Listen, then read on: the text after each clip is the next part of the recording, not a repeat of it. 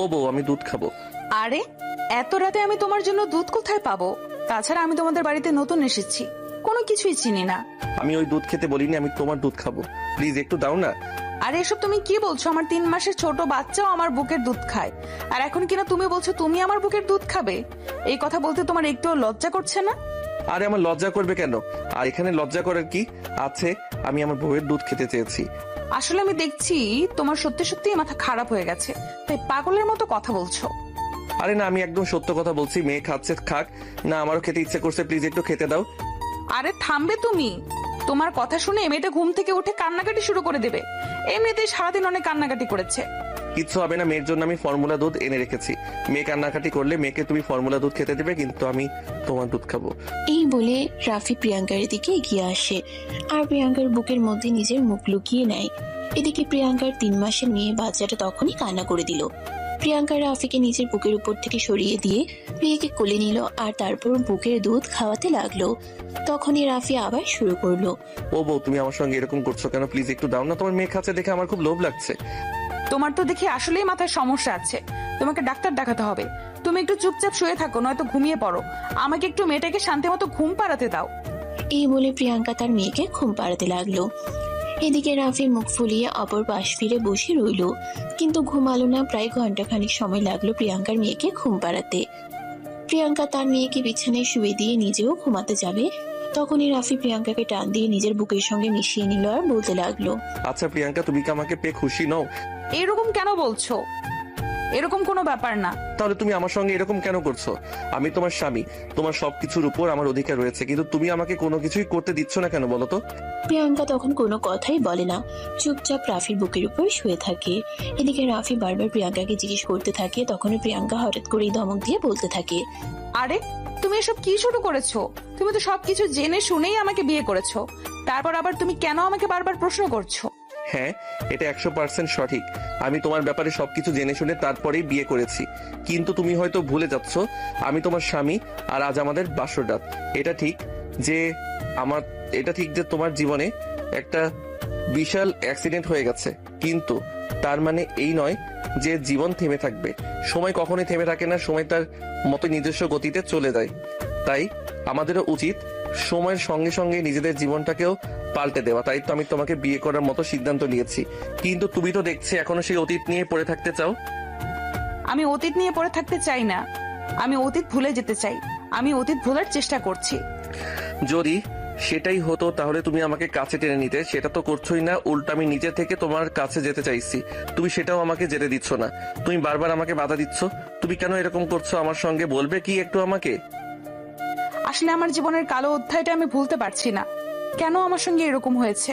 আমি তো কোনোদিনও কারোর কোনো ক্ষতি করিনি, তাহলে কেন আমার সঙ্গে এরকম হতে হলো? এই বলে প্রিয়াঙ্কা কান্না করে দেয়। তখনই রাফি প্রিয়াঙ্কার চোখের পানি মুছে দিয়ে প্রিয়াঙ্কাকে বলতে থাকে। দেখো, একদম কান্না করবে না। আমার সামনে কান্না করলে কিন্তু খবর আছে তোমার। আমি তোমার বাবাকে কথা দিয়েছি, তোমাকে আর কখনো কষ্ট পেতে দেব না, তোমাকে আমি সুখে রাখবো। এই বলে রাফি প্রিয়াঙ্কার চোখের পানি মুছে দিল আর তারপর তার কপালে আলতো করে একটা ভালোবাসার পরশ এঁকে দিয়ে বলে, জানো, এখন হয়তো তুমি মনে মনে ভাবছো আমি আমার প্রয়োজনেই তোমাকে বিয়েটা করেছি, কিন্তু সত্য কথা হলো এটাই, আমি যখন থেকেই তোমার বাবার অফিসে চাকরি করি, এরপর রাফি বলতে থাকে। যেদিন তোমায় প্রথম দেখি সেদিনই তোমাকে আমার ভালো লেগে যায়। বলতে পারো সেদিন তোমায় আমি ভালোবেসে ফেলেছিলাম, কিন্তু তোমার ব্যাপারে খোঁজ খবর নিয়ে জানতে পারি তুমি বিবাহিত। তাই সেদিন ভালোবাসাকে বুকের মধ্যে খবর দিয়েছিলাম। কিন্তু একটা কথা আছে না, ভালোবাসার শর্ত হলে সেটা আজ না হোক কাল আসবেই। আমার ভালোবাসার শর্ত ছিল, তাই আল্লাহ আবার তোমাকে আমার কাছে এনে দিয়েছে। এখন আর যত বাধা বিপত্তি আসুক না কেন, তোমাকে আমার কাছ থেকে সরিয়ে নিতে পারবে না। রাফির এইসব কথা শুনে প্রিয়াঙ্কার যেন আরো কান্না পাচ্ছে। সে তখন জোরে জোরে কান্না করছে। তখনই রাফি তার মুখ চেপে ধরে বলতে লাগে। এই কি করছো তুমি? মেয়েটা ঘুমাচ্ছে, এক্ষুনি ঘুম থেকে উঠে যাবে। আমারও ঘুম পাচ্ছে, আমি একটু ঘুমাই। ঠিক আছে আমার বউ, তুমি ঘুমাও, আমি তোমাকে কোনো বিরক্ত করব না, এমনি একটু ফাইজলামো করছিলাম আর কি। এই বলে রাফি প্রিয়াঙ্কার মাথায় হাত বুলিয়ে দিতে লাগলো। আর এদিকে প্রিয়াঙ্কা মেয়ের পাশে শুয়ে ঘুমিয়ে পড়লো। কিন্তু রাফি সেদিন আর কোনোভাবেই ঘুমাতে পারলো না, কারণ বিয়ে আর বাসর প্রত্যেকটা ছেলে মেয়ের জীবনের একটা স্বপ্ন থাকে। রাফিও মনে অনেক আশা নিয়ে প্রিয়াঙ্কাকে বিয়ে করেছিল, কিন্তু সে আজ তার বাসর রাতে তার বুকে স্পর্শ পর্যন্ত করতে পারলো না। তার জন্য রাফির মনে সেরকম কোনো কিছু নেই, তবু একটু থাকে না আফসোস, তারও সেরকমটা হচ্ছে। রাফি সারা রাত প্রিয়াঙ্কার পাশে বসে বসে কাটিয়ে দিল। সকালবেলা ফজরের আজান দিতে এসে বিছানা থেকে নেমে ফ্রেশ হয়ে অজু করে এসে নামাজে দাঁড়িয়ে পড়লো। তখনই প্রিয়াঙ্কার মেয়েটা ঘুম থেকে জেগে ওঠে। মেয়ের কান্নার আওয়াজ শুনে প্রিয়াঙ্কা চোখ কসলাতে কসলাতে উঠতে যাবে, তখনই রাফি এসে প্রিয়াঙ্কাকে বলে, তোমাকে উঠতে হবে না, তুমি আর একটু ঘুমাও। তোমাকে তো আমি বলেছি আমি মেয়ের জন্য ফর্মুলা দুধ এনে রেখেছি, ওটাই খাইয়ে দিব। কিন্তু তুমি তো ছেলে মানুষ, তুমি তো ফর্মুলা দুধ বানাতে পারবে না। তুমি ওকে আমার কাছে দাও, আমি ওকে দুধ খাইয়ে দেই। বললাম না তার কোনো প্রয়োজন নেই, আমি মেয়েকে দুধ খাইয়ে দিতে পারবো। তুমি একটু ঘুমাও, এই কয়দিনে তোমার উপর অনেক ধকল গেছে, তার উপর আবার বিকেলে রিসেপশনের অনুষ্ঠান আছে। এই বলে রাফি প্রিয়াঙ্কাকে কোনো কথা বলার সুযোগ না দিয়ে মেয়েকে নিয়ে রুম থেকে বের হয়ে আসলো। তারপর নিজেই পানি গরম করে মেয়ের জন্য ফর্মুলা দুধ বানিয়ে সেটা আবার ঠান্ডা করে মেয়েকে অনেক কষ্টে খাইয়ে দিল। হাজার হোক সে হলো পুরুষ মানুষ, আর পুরুষ মানুষেরা নিজের বাচ্চাকেই যত্ন সহকারে খাওয়াতে পারে না, সেখানে তো এটা তার নিজের বাচ্চা নয়। তারপরও রাফি পরম যত্নে মেয়েকে খাইয়ে দিয়েছে। প্রিয়াঙ্কার মেয়ে আবারও ঘুমিয়ে পড়লো, তাই রাফি আস্তে আস্তে শোয়ানোর চেষ্টা করে, কিন্তু তখনই মেয়েটা আবারও বিছানায় ঘুম থেকে উঠে যায়। তাই রাফি তাকে আর বিছানায় শোয়ালো না, কোলে নিয়ে হাসতে লাগলো। এদিকে দেখতে দেখতে বেলা 10টা বেজে গেছে। প্রিয়াঙ্কা তখনও ঘুমাচ্ছে। তখনই কেউ রুমের দরজায় নক করলো। রাফি প্রিয়াঙ্কার মেয়েকে কোলে নিয়ে দরজাটা খুললো। দরজার বাইরে দাঁড়িয়ে ছিল রাফির আম্মু। রাফির কোলে প্রিয়াঙ্কার মেয়েকে দেখে তিনি একটু রেগে গিয়ে বলতে থাকেন, কি ব্যাপার, তুই এই মেয়েকে কোলে নিয়ে হাসছিস কেন? তোর বউ কোথায়? আম্মু, ওর শরীরটা একটু খারাপ লাগছে, তাই আমি ওকে বলেছি ঘুমাতে, মেয়েকে আমি সামনে নেব। দেখ, আমাদের মানিজ্যতের তো কিছুই রাখিস নাই। এখন এমন কিছু করিস না যাতে যেটুকু মানুষের সম্মুখে যেতে পারি সেটাও বন্ধ হয়ে যায়। দেখো আম্মু, তুমি আমাকে ভুল বুঝতেছো। আমি কখনো এমন কিছু করিনি যাতে তোমাদের মান ইজ্জতে প্রবলেম হবে। আমি সবসময় তোমাদের মান ইজ্জত রক্ষা করে চলার চেষ্টা করি। রাফির মুখ থেকে এই কথা শুনে রাফির আম্মা আরো বেশি খেপে গেল আর বলতে লাগলো, হায় আল্লাহ, আমি জানি না এই মেয়েটা আমার ছেলেকে কি পানি পড়া খাওয়াইছে। আমার ছেলে তো এই মেয়েকে ছাড়া কিছুই বোঝে না। আল্লাহ, তুমি আমার ছেলেটাকে একটু জ্ঞান বুদ্ধি দাও। এই বলে তিনি বিলাপ করতে করতে সেখান থেকে চলে গেলেন। এদিকে ঠিক তখনই প্রিয়াঙ্কার ঘুমটা ভেঙে গেল। প্রিয়াঙ্কা ঘুম থেকে উঠে রাফিকে জিজ্ঞাসা করতে লাগলো, কি ব্যাপার রাফি, কি হয়েছে? কেউ একজন এখানে কথা বলছিল মনে হয়। আরে না, তুই ভুল শুনেছো আম্মু, আমাদেরকে নাস্তা খাওয়ার জন্য ডাকতে এসেছিল। তোমার ঘুম হয়ে থাকলে তুমি ফ্রেশ হয়ে রেডি হয়ে আসো, সবাই মিলে একসঙ্গে সকালে নাস্তা করব। প্রিয়াঙ্কা তখন আর কোনো কথা না বলে ওয়াশরুমে ঢুকে গেল। তারপর ফ্রেশ হয়ে এসে মেয়েকে বেস্ট ফিডিং করিয়ে নিল। তারপর রাফি বলতে থাকে, চলো এবার নাস্তা করে আসা যাক। এখন প্রিয়াঙ্কা বলতে থাকে, আচ্ছা ঠিক আছে, চলো। এই বলে তারা দুজনে মেয়েকে সঙ্গে নিয়ে নাস্তার টেবিলে চলে আসলো। ওই মুহূর্তে নাস্তার টেবিলে ফ্যামিলির সবাই উপস্থিত ছিল। তখনই রাফির আম্মু বলতে থাকে, রাফি, তোর বউ বাচ্চাকে নিয়ে এখানে এসেছে, নাস্তা না হয় আমি বানিয়ে নিলাম। কিন্তু তোর বউ তো সবাইকে নাস্তা সার্ভ করতে পারতো, তাই না? বাচ্চাটাকে রুমে রেখে আসলেই তো হতো। কথাটা শুনে প্রিয়াঙ্কার মুখটা মুহূর্তের মধ্যেই মলিন হয়ে গেল। রাফি সেটা বুঝতে পারে, তাই তখনই সবার সামনেই তার মুখে বলতে থাকে, আম্মু, ওকে কেন নাস্তা সার্ভ করতে হবে? আমি তো আছি, আমি সবাইকে নাস্তাটা সার্ভ করে দিচ্ছি। এই বলে রাফি সবাইকে নাস্তা সার্ভ করে দিল। যদিও তার আম্মু এটা একদমই পছন্দ করেননি, তিনি মুখটাকে একদম কালো করে রেখেছেন। প্রিয়াঙ্কা সেটা বুঝতে পারে, কিন্তু তারপরও কোনো কথা বলে না। কোন রকম খাবারটা খেয়ে রুমে চলে আসে আর বসে বসে কান্না করতে থাকে। তখনই রাফি রুমে এসে প্রিয়াঙ্কাকে কান্না করতে দেখে প্রিয়াঙ্কার মাথায় হাত রেখে বলে, কি হলো, তুমি কান্না করছো কেন? আমি তোমাকে আগেই বলেছিলাম আমাকে বিয়ে করার কোনো প্রয়োজন নেই, কারণ একজন ডিভোর্সি মেয়েকে সমাজ কখনোই ভালো চোখে দেখে না। তার উপর আবার আমার তো একটা বাচ্চা আছে। এই কথা শুনে রাফি প্রিয়াঙ্কাকে বলতে থাকে, দেখো প্রিয়াঙ্কা, এখন কিন্তু একদম বেশি বেশি হয়ে যাচ্ছে। তোমাকে আমি কতবার বলেছি তুমি নিজেকে কখনোই অসহায় মনে করবে না। আমি আছি তোমার পাশে, আর আমার ফ্যামিলি ওদের তোমাকে মেনে নিতে একটু কষ্ট হচ্ছে, কিন্তু সময় হলে দেখো ওরা ঠিক তোমাকে মেনে নিবে। এই বলে রাফি প্রিয়াঙ্কার মাথায় হাত বুলিয়ে দিতে থাকে। তো ভিউয়ার্স, কি হচ্ছে আপনারা সম্পূর্ণ বিষয়টা বুঝতে পারছেন না? তো চলুন একটু ফ্ল্যাশব্যাক থেকে ঘুরে আসি আজ থেকে 2 বছর আগে। প্রিয়াঙ্কা তখন অনার্স ফাইনাল ইয়ারে পড়াশোনা করছে। সেদিন তার বন্ধুদের নিয়ে একটা রেস্টুরেন্টে গিয়েছিল খাবার খাওয়ার জন্য। তখনই তার সন্তানের বাবা তুহিনের সাথে তার পরিচয় হয়। প্রিয়াঙ্কা তার বন্ধুদের নিয়ে খাবার খাচ্ছিল, তখনই তুহিন রেস্টুরেন্টে আসে। প্রিয়াঙ্কা যখন তার বন্ধুদের নিয়ে খাবার খায় তখনই লক্ষ্য করে তুহিন বারবার তার দিকে তাকাচ্ছে। প্রিয়াঙ্কার দিকে কেউ তাকিয়ে থাকলে এই বিষয়টা তার বরাবরই বিরক্তির কারণ হয়ে দাঁড়ায়। তো তাই প্রিয়াঙ্কা সেখান থেকে উঠে গিয়ে তুহিনের সামনে দাঁড়ায় আর তারপর বলে, কি ব্যাপার মিস্টার, কি সমস্যা আপনার? আমি সে কখন থেকে দেখছি আপনি আমাকে দূর থেকে দেখছেন। কই না তো, আপনি ভুল দেখেছেন। আমার তো মনে হয় আপনি আমার দিকে তাকিয়েছিলেন। তা না হলে আপনি বুঝলেন কি করে আমি আপনার দিকে তাকিয়ে আছি? এই যে মিস্টার দেখুন, ঠিক করে কথা বলুন। আমি কেন আপনার দিকে তাকিয়ে থাকতে যাব? আপনি তো রেস্টুরেন্টে এসেছেন দেখে দেখেছি, আমার দিকে তাকিয়েই আছেন। আর সেটা আমার চোখ পড়লো, আর সেটাতে আমার চোখে পড়লো, তাই আমি আপনাকে বলতে এলাম আপনি এভাবে আমার দিকে তাকিয়ে আছেন কেন। দেখুন, ঘুরিয়ে পেঁচিয়ে কথা বলে লাভ নেই, সোজা সাপটাই বলে ফেলি। আসলে প্রথম দেখাতেই আপনাকে আমার ভালো লেগে গেছে, তাই বারবার আপনার দিকে তাকাচ্ছিলাম। আমার সাথে ফ্লার্ট করা হচ্ছে বুঝি? তখনই তুহিন বলতে থাকে, আমি আপনার সঙ্গে ফ্লার্ট করতে যাব কেন? আপনি দেখতে সত্যি মাশাআল্লাহ অনেক সুন্দর। শুধু আমি কেন, অন্য যে কোনো ছেলে প্রথম দেখাতেই আপনার প্রেমে পড়ে যাবে। তুহিনের এইসব কথা শুনে প্রিয়াঙ্কার রাগ উঠে গেছিল। তারপরও এটা রেস্টুরেন্টে, এখানে কারো সঙ্গে খারাপ আচরণ করা যাবে না, এই জন্য প্রিয়াঙ্কা কোনো কথা না বলে চুপচাপ সেখান থেকে চলে আসে। এরপর চলে গেল টানা 15 দিন। প্রিয়াঙ্কা প্রায় প্রতিদিনই তো একটা ওই লোকটা প্রিয়াঙ্কাকে ফলো করছে। একদিন প্রিয়াঙ্কা ভার্সিটি থেকে বের হওয়ার সময় ওই লোকটা তো একদম সামনে এসে দাঁড়ায় আর বলতে থাকে, প্রিয়াঙ্কা, আই লাভ ইউ। এই যে মিস্টার, আপনার মাথা খারাপ হয়ে গেছে নাকি? আরে না, এসব তুমি কি বলছো? আমার মাথা কেন খারাপ হতে যাবে? আমি সম্পূর্ণ সুস্থ আছি এবং সঙ্গেই বলছি ভালোবাসি তোমাকে। এই কথা শুনে প্রিয়াঙ্কা বলতে থাকে, আপনি আমাকে ভালোবাসেন তো আমি কি করতে পারি বলেন তো শুনি। তখন তুহিন বলতে থাকে, একজন মানুষ আরেকজনকে ভালোবাসলে তার বিপরীতে আরেকজন কি করে সেটা তুমি নিশ্চয়ই জানো, তাই তোমাকেও সেটাই করার জন্য আহ্বান জানাচ্ছি। কেউ একজন আমাকে ভালোবাসবে, তার বিনিময়ে আমাকেও যে তাকে ভালোবাসতে হবে, এটা কোনো হাদিসে লেখা নেই। So now you can go and try another way.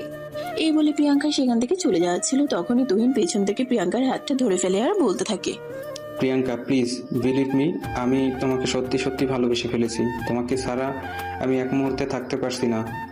আমি আমার চোখ বন্ধ করি আর খোলা রাখি, যাই কিছু করি না কেন আমার দু চোখে সারাক্ষণ শুধু তোমারই বিচরণ। আমার নিঃশ্বাস নিতে কষ্ট হচ্ছে তোমাকে ছাড়া। Please Priyanka, believe me, I love you. কিন্তু প্রিয়াঙ্কা তখন কোনো কথা না বলি নিজের হাতটা ছাড়িয়ে নিয়ে সেখান থেকে চলে আসে। এরপর চলতে থাকে দিনগুলো। তুহিন প্রায় প্রতিদিনই প্রিয়াঙ্কাকে বিরক্ত করতে চলে আসতো। তুহিন নিজের সমস্ত কাজকর্ম ফেলে রেখে প্রিয়াঙ্কার সঙ্গে কথা বলতে চলে আসে। এদিকে প্রিয়াঙ্কাও আস্তে আস্তে তুহিনের উপর দুর্বল হয়ে পড়ে। সেও এখন তুহিনের মায়ে আটকে গেছে। তুহিনের তার প্রতি ভালো লাগা, ভালোবাসা আর কেয়ারিং, এইসব থেকে প্রিয়াঙ্কা তুহিনের প্রতি এখন অনেকটাই আসক্ত। এদিকে তুহিন এতদিনে কোনোভাবে প্রিয়াঙ্কার নাম্বারটা জোগাড় করে দেয়। সেদিন রাতের বেলা প্রিয়াঙ্কা পড়াশোনা আর খাওয়া দাওয়া শেষ করে বিছানায় শুয়ে মোবাইল টিপাটিপি করছিল। তখনই হঠাৎ করে একটা আননোন নাম্বার থেকে ফোন আসে। প্রিয়াঙ্কা নাম্বারটা চাইতেও অচেনা, তাই ফোনটা রিসিভ করছিল না। ঠিক তখনই একটা মেসেজ আসে, প্রিয়াঙ্কা, আমি তুহিন বলছি, প্লিজ একটা ফোনটা রিসিভ করো, তোমার কণ্ঠ শুনতে ভীষণ ইচ্ছা করছে। তারপরেও প্রিয়াঙ্কা ফোনটা রিসিভ করছিল না। এদিকে তুহিন বারবার ফোন দিয়ে যাচ্ছিল। অবশেষে বিরক্ত হয়ে প্রিয়াঙ্কা ফোনটা রিসিভ করে আর তখনই অপর প্রান্ত থেকে শুনতে পাই, কি হলো জানেমান, তুমি আমার ফোনটা রিসিভ করছিলে না কেন? আমি সেই কখন থেকে তোমাকে ফোন দিচ্ছি। হ্যাঁ, এবার সেটাই বলুন, আপনি এত রাতে আমাকে কেন ফোন দিয়েছেন আর আমার নাম্বারই বা কোথায় পেলেন? ভালোবাসার মানুষের নম্বরটা জোগাড় করা খুব বেশি কঠিন কাজ নয়, তাই আমাকে তোমার নম্বর জোগাড় করতে খুব কষ্ট করতে হয়নি। আর আমি তো তোমায় ভালোবাসি। ভালোবাসার মানুষকে যে কোনো সময় ফোন দেওয়া যেতেই পারে। দেখুন, এখন কিন্তু একদম বেশি বাড়াবাড়ি হয়ে যাচ্ছে। আপনি কেন আমাকে এভাবে বিরক্ত করছেন? ওই যে বললাম তোমাকে ভালোবাসি, আর ভালোবাসার মানুষকে মানুষ বিরক্ত করে না, ভালোবাসা দেয়। দেখুন, মানুষ কাউকে না কাউকে ভালোবাসতেই পারে, কিন্তু তার প্রতিদানে বিপরীত প্রান্তে থাকা মানুষটা যে তাকে ভালোবাসবে এটা কিন্তু কোনো হাদিসে লেখা নেই। তাই আমি আপনাকে আপনার ভালোর জন্যই বলে দিচ্ছি, আপনি আমার পেছন থেকে সরে যান। আমি চাই না কেউ আমার পেছনে অযথাই সময় নষ্ট করুক। আমার ভালোবাসাকে তুমি যদি পাগলামো মনে করো তাহলে সেটা পাগলামো, তুমি যদি সময় নষ্ট করা মনে করো তাহলে সেটা সময় নষ্ট করা। তুমি যা ইচ্ছে তাই ভাবতে পারো, তাতে আমার কিছু যায় আসে না, কিন্তু আমি যে তোমাকে ভালোবাসি এটাই সত্যি। এই বলে তুহিন প্রিয়াঙ্কাকে নানাভাবে ইমপ্রেস করার চেষ্টা করতে থাকে। এদিকে প্রিয়াঙ্কা মনে মনে তুহিনকে ভালোবেসে ফেলেছিল, তাই সে তুহিনের এই কথাগুলো শুনছিল। এইভাবে কেটে যায় আরো 2 মাস। এখন তুহিনের সঙ্গে প্রিয়াঙ্কার নিয়মিত মোবাইলে কথা হয়। দুজন দুজনের প্রতি সম্পূর্ণরূপে আসক্ত হয়ে গেছে, কেউ কাউকে ছাড়া থাকতে পারে না। দুজন তো দুজনের সঙ্গে কথা বলতে না পারলে দুজনেরই দম বন্ধ হয়ে আসে। তাই এত সময় প্রিয়াঙ্কা বাধ্য হয়ে তুহিনকে হ্যাঁ বলে দেয়। আর তারপর থেকে শুরু হয় তাদের দুষ্টু মিষ্টি প্রেমময় সম্পর্ক। তারপর চলে যায় প্রায় 6 মাস। তাদের এই সম্পর্কটা একটা পর্যায়ে প্রিয়াঙ্কার বাবা জানতে পারেন। আর প্রিয়াঙ্কার বাবা এই সম্পর্কের কথা জেনে প্রিয়াঙ্কাকে নিজের রুমে ডেকে নেন আর জিজ্ঞাসাবাদ করেন। প্রিয়াঙ্কা, আমি এসব কি শুনছি? আমি তোমাকে ভার্সিটিতে পাঠিয়েছি পড়াশোনা করার জন্য, আর তুমি কিনা সেখানে এসব কিছু করে বেড়াচ্ছ। বাবা, আমি বুঝতে পেরেছি তুমি কি বলতে চাইছো। দেখো, তুহিন আর আমি দুজন দুজনকে ভালোবাসি। আমরা দুজন দুজনকে ছাড়া বাঁচবো না। প্লিজ বোঝার চেষ্টা করো। এই কথা শোনার পর প্রিয়াঙ্কার বাবা বলেন তিনি এই সম্পর্ক কোনোদিনও মেনে নেবেন না, কারণ ছেলেটা বেকার, আর বেকারের পিছনে সময় নষ্ট করে। তাছাড়া তার ফ্যামিলিও যে ভালো নয়। তুষার মধ্যবিত্ত ফ্যামিলির ছেলে, তার বাবা মারা গিয়েছে অনেক বছর হলো। তার বাবা রেখে যাওয়া সম্পত্তি দিয়ে তাদের সংসার চলে। তার বাবার মুখ থেকে এই কথা শুনে প্রিয়াঙ্কা বলে, দেখো বাবা, আমি অত কথা শুনতে চাই না। আমরা দুজন দুজনকে ভালোবাসি, এটাই সবচেয়ে বড় কথা। তুমি সামান্য একটা ছেলের জন্য তোমার বাবার সঙ্গে মুখে মুখে তর্ক করছো। দেখো বাবা, তুমি তুহিনকে একদম সামান্য ছেলে বলবে না। তুহিনকে আমি ভালোবাসি, আর ভালোবাসার মানুষ কখনোই সামান্য হতে পারে না। প্রিয়াঙ্কার বাবা তখন প্রিয়াঙ্কাকে বোঝানোর চেষ্টা করে না, কিন্তু প্রিয়াঙ্কা কোনো কথাই শুনবে না, কারণ প্রিয়াঙ্কা তুহিনের মায়ায় আটকে গেছে। সেই মুহূর্তে তুহিনকে ছাড়া অন্য কোনো কিছুই বোঝে না। পৃথিবী কিয়ামত হয়ে গেলেও তার শুধু তুহিনকেই চাই। দেখতে দেখতে আরো বেশ কিছুদিন সময় কেটে যায়। প্রিয়াঙ্কার বাবা প্রিয়াঙ্কাকে বুঝিয়ে এই সম্পর্ক থেকে ছাড়িয়ে নিয়ে আসার অনেক চেষ্টা করতে থাকে, কিন্তু প্রিয়াঙ্কা কোনোভাবেই এই সম্পর্ক থেকে বের হয়ে আসতে চায় না, কারণ সে তুহিনকে এই মুহূর্তে মনে প্রাণে ভালোবেসে ফেলেছে। প্রিয়াঙ্কার বাবা যখন অনেক চেষ্টা করার পরেও মেয়েকে এই সম্পর্ক থেকে আনতে পারছিলেন না, তাই তিনি প্রিয়াঙ্কাকে বলেন, দেখো প্রিয়াঙ্কা, অনেক হয়েছে। আমি আর কোনো কথা বলতে চাই না। আমি পরিষ্কার সিদ্ধান্ত নিতে চাই। হ্যাঁ, সেটাই হোক, কারণ আমি এখন বড় হয়েছি। নিজের ব্যাপারে সিদ্ধান্ত নেওয়ার বয়স হয়েছে। তোমরা আমার উপর জোর করে কিছু একটা চাপিয়ে দেবে আর আমি সেটাই মেনে নিতে হবে, ওটা আমি হয়তো যেতে পারবো না। এই কথা শুনে প্রিয়াঙ্কার বাবা খুব ভালোভাবেই বুঝতে পারেন মেয়েটাকে খুব ভালোভাবে বশ করে নিয়েছে। তাই এখন যাই কিছু বলি আর যাই কিছু করি তাতে কোনো লাভ হবে না। তাই প্রিয়াঙ্কার বাবা প্রিয়াঙ্কাকে বলেন, দেখো, তুমি যদি সেটাই পারো তাহলে তোমাকে কোনো একটা সিদ্ধান্তে পৌঁছাতে হবে। হয় তোমাকে আমার সঙ্গে থাকতে হবে, নয়তো তোমার ওই প্রেমিকের সঙ্গে। তখন প্রিয়াঙ্কা বলতে থাকে সে তুহিন ছাড়া বাঁচবে না, তার জীবনে তুহিনকে ছাড়া অন্য কোনো কিছুর কোনো প্রয়োজন নেই। তাই প্রিয়াঙ্কার বাবা প্রিয়াঙ্কাকে বলেন, আচ্ছা ঠিক আছে, তোমার সুখেই আমার সুখ। তুমি যখন ওই ছেলেটার সঙ্গে সুখে থাকতে চাও, তাহলে আমি তোমাকে ওই ছেলেটার হাতেই তুলে দেবো।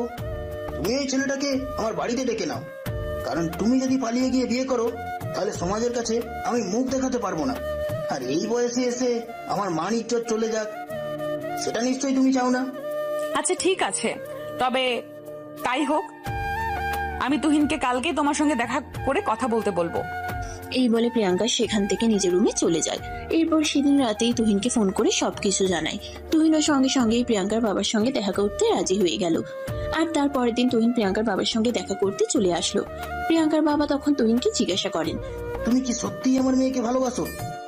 হ্যাঁ আঙ্কেল, সত্যি আমরা দুজন দুজনকে অনেক ভালোবাসি আর সারা জীবন একসঙ্গে থাকতে চাই।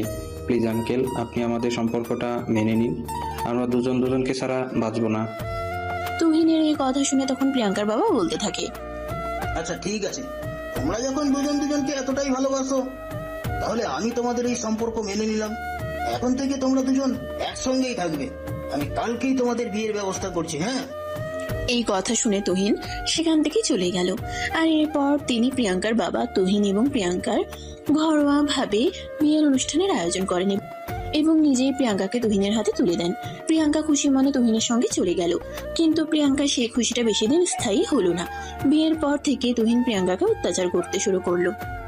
তুহিন প্রায়ই প্রিয়াঙ্কাকে মারধর করতো আর বলতো প্রিয়াঙ্কার বাবার কাছ থেকে টাকা নিয়ে আসতে। প্রিয়াঙ্কা তার বাবার কাছে টাকা চাইতে যাওয়ার জন্য রাজি ছিল না, কারণ সে ভালোবেসে বিয়ে করেছে। এখন কেন তার বাবার কাছ থেকে টাকা আনবে তার সংসারের জন্য? এই কথা বলে তুহিন প্রিয়াঙ্কাকে আরো বেশি মারধর করতো। তুহিনের মা এসব কিছু দেখেও চুপ থাকতেন, তিনি কোনো কিছুই বলতেন না। তিনি যেন সিনেমা নীরব দর্শক, শুধু দেখা ছাড়া আর যেন কোনো কিছুই করা ছিল না। এদিকে প্রিয়াঙ্কা তুহিনের এসব আচরণে একদম অতিষ্ঠ হয়ে গেছে। তার এসব কিছু আর ভালো লাগছে না, সে যেন এসব কিছু থেকে মুক্তি পেতে চায়। কিন্তু চাইলেই কি আর এত সহজে মুক্তি পাওয়া যায়? ততদিন প্রিয়াঙ্কা জানতে পারে সে প্রেগনেন্ট। তার গা গুলিয়ে আসে, বমি বমি লাগে। সে ডাক্তার দেখাতে যায়, আর তখনই ডাক্তার তাকে এক কথা শোনায়। মা হওয়া ব্যাপারটা সবার জন্যই আনন্দের। প্রিয়াঙ্কাও অনেক খুশি হয়েছিল। সে খুশি মনে বাড়িতে ফিরে আসে আর তুহিনকে এসব কথা জানায়। প্রিয়াঙ্কা প্রেগনেন্ট এই কথাটা শুনে তুহিন যেন একদম তেলে বেগুনে জ্বলে উঠলো আর বলতে লাগলো, দেখো সবে তো 3 মাস, আমি চাই তুমি এই বাচ্চাটাকে অ্যাবর্শন করিয়ে ফেলো। দেখো আমাদের সংসারে আমরা মাত্র 2 জন মানুষ, এতে আমাদের চলতে কষ্ট হয়ে যাচ্ছে। এখন যদি একটা বাচ্চা আসে তাহলে সেটা কি করে আমরা কিভাবে পালবো? আরে এসব কি বলছো তুমি? তোমার কি মাথা খারাপ হয়ে গেছে নাকি? আমাদের বাচ্চাকে আমি অ্যাবর্শন করে ফেলবো, আমি মেরে ফেলবো? আমি অতটাও অমানুষ নই। প্লিজ প্রিয়াঙ্কা, বোঝার চেষ্টা করো। বাচ্চাটাকে তুমি অ্যাবর্শন করিয়ে ফেলো, এটা ছাড়া আমাদের হাতে কোনো উপায় নেই। এই বলে তুহিন প্রিয়াঙ্কাকে নানাভাবে বোঝাতে থাকে বাচ্চাটা অপারেশন করে নষ্ট করে ফেলার জন্য, কিন্তু প্রিয়াঙ্কা কোনোভাবেই রাজি হয় না। এদিকে প্রিয়াঙ্কা তুহিন যাতে এই ব্যাপারটা নিয়ে আর বেশি দূর না যায় সেই জন্য তুহিনের মায়ের সঙ্গে কথা বলতে চায়, কিন্তু তুহিনের মা তখন সে ব্যাপারে কোনো কথাই বলে না। প্রিয়াঙ্কা তখন কি করবে কিছুই বুঝতে পারে না। এদিকে প্রিয়াঙ্কার অপারেশন করতে রাজি হচ্ছিল না, তো তুহিন তা দেখে অত্যাচার আরো বেশি বেড়ে গেল। সে প্রতিদিনই প্রিয়াঙ্কাকে মারধর করতো আর বিভিন্নভাবে বাচ্চাটাকে নষ্ট করে ফেলার চেষ্টা করতে থাকতো। ঘটনা এমন পর্যায়ে চলে গেল, একদিন তো তুহিন প্রিয়াঙ্কাকে বলেই বসলো, দেখো প্রিয়াঙ্কা, আমি তোমাকে সরাসরি বলতে চাই, তোমার জীবনে হয়তো এই বাচ্চা থাকবে, নয়তো আমি। এখন সিদ্ধান্ত তোমার, তুমি কোনটা বেছে নেবে। তুহিনের এই কথা শুনে প্রিয়াঙ্কা একদম কান্না করে দেয়। তখনই তুহিন বলতে থাকে, এত ন্যাকা কান্না করার কোনো কিছু নেই। তোমার জীবনে হয়তো এই বাচ্চাটা থাকবে, নয়তো আমি। তুমি আমার জীবনে থাকলে থাকতে পারো, না থাকলে নাই, কিন্তু আমি আমার সন্তানকে কোনোভাবেই মেরে ফেলবো না, কারণ এটা আমার অবৈধ সন্তান নয়। আমরা দুজন স্বামী স্ত্রী, আর এটা আমাদের বৈধ সন্তান। তাহলে আমরা এই সন্তানকে মেরে ফেলবো কেন? তাহলে তুই তোর এই সন্তান নিয়েই থাক, তুই আমাকে আর পাবি না, তোকে আমি তালাক দেব। এই কথা বলে তুহিন বাড়ি থেকে বের হয়ে চলে গেল। তারপর চলে যায় প্রায় 1 মাস। প্রিয়াঙ্কা নানাভাবে তুহিনের সঙ্গে যোগাযোগ করার চেষ্টা করে, কিন্তু কোনোভাবেই প্রিয়াঙ্কাকে যোগাযোগ করতে পারছিল না। এদিকে তুহিনের আম্মুর সঙ্গে বাবার কথা বলার চেষ্টা করলেও তুহিনের আম্মু বলেন বিয়েটা যেহেতু তারা নিজেরা করেছে, তাই তাদের সমস্যাগুলো নিজেরাই সমাধান করে নিতে। তুহিনের আম্মু এই ব্যাপারে প্রিয়াঙ্কাকে কোনো সাহায্য করতে পারবে না, তাই অবশেষে বাধ্য হয়ে প্রিয়াঙ্কা তার বাবার সঙ্গে যোগাযোগ করে। তার বাবা তখন প্রিয়াঙ্কাকে বলে, এখন কেন তুমি আমাকে ফোন দিচ্ছ? তখন তো তুমি আমার কোনো কথাই শুনো না। তখন আমি বারবার তোমাকে বোঝানোর চেষ্টা করেছিলাম, কিন্তু তখন তুমি অন্ধ হয়ে গেছিলে। বাবা, আমি আমার ভুলটা বুঝতে পেরেছি, কিন্তু এখন আমি কি করব সেটা আমাকে বলো। কি আর করবে? তোমাকে আমি কি বা বলবো? তুমি একটা কাজ করো, তুমি আমার বাড়িতে চলে আসো, তারপর দেখি কি হয়। বাবার এই কথা শুনে প্রিয়াঙ্কা কিছুটা মনে মনে আশ্বস্ত হয়, কারণ আর যাই হোক তার বাবা অন্তত তাকে তার বাবার বাড়িতে থাকার অনুমতি তো দিয়েছে। তাই প্রিয়াঙ্কা খুশি মনে নিজের সবকিছু গুছিয়ে নিয়ে বাবার বাড়িতে চলে আসলো। বাবা মা আর যাই হোক সন্তানকে কখনো ফেলে দিতে পারে না, তাই প্রিয়াঙ্কা এত বড় একটা ভুল করার পরেও তার বাবা তাকে তার বাড়িতে জায়গা দিল। এদিকে প্রিয়াঙ্কা তার বাবার বাড়িতে চলে আসার ঠিক 2 দিন পরেই তার হাতে ডিভোর্স লেটার এসে পৌঁছালো। ডিভোর্স লেটার হাতে পেয়ে প্রিয়াঙ্কা কান্না করতে করতে শেষ তার সঙ্গে এত বড় একটা অঘটন ঘটে যাবে এটা সে কখনো কল্পনাও করতে পারেনি। নিজেই মানুষটাকে নিজের জীবনে চাইতে অনেক বেশি ভালোবেসেছিল, সেই মানুষটা আজ তাকে ডিভোর্স দিয়ে দিয়েছে। প্রিয়াঙ্কা এই বিষয়টা আর সহ্য করতে পারছে না, সে অনেক বেশি অসুস্থ হয়ে পড়ে। তার বাবা তাকে হসপিটালে নিয়ে গেল, 3 দিন তাকে হসপিটালে থাকতে হয়। তার অবস্থা খুবই খারাপ হয়ে গেছিল, তাই ডাক্তার তাকে বলে, দেখুন, আমাকে এখন মানসিকভাবে সুস্থ হতে হবে। যা হওয়ার তা হয়ে গেছে, সে সবকিছু নিয়ে বসে থাকলে চলবে না। আপনি যদি আমায় সন্তানের কথা চিন্তা করেন, তাহলে আপনার সন্তানের কথা চিন্তা করে আপনাকে ভালো থাকতে হবে এবং বেঁচে থাকতে হবে। আমি কি করে ভালো থাকবো সেটা আপনি আমাকে বলে দিন না। একদিকে আমার বাবার কথার বিরুদ্ধে গিয়ে ভালোবাসার মানুষটাকে বিয়ে করেছিলাম, আর এখন সে আমার সঙ্গে এত বড় প্রতারণা করলো। এসব কিছু কি সত্যি মেনে নেওয়া যায়? আপনাকে সান্ত্বনা দেওয়ার মতো ভাষা আমার জানা নেই, কিন্তু তারপরেও আমি শুধু একটা কথাই বলবো, আপনার সন্তানের ভালোর জন্যই আপনাকে ভালো থাকতেই হবে এবং বেঁচে থাকতেই হবে। অতীত ভুলে যান। অতীত মানুষকে কখনোই ভালো রাখতে পারে না। অতীত বরাবরের মতোই মানুষকে খুব কষ্ট দেয়।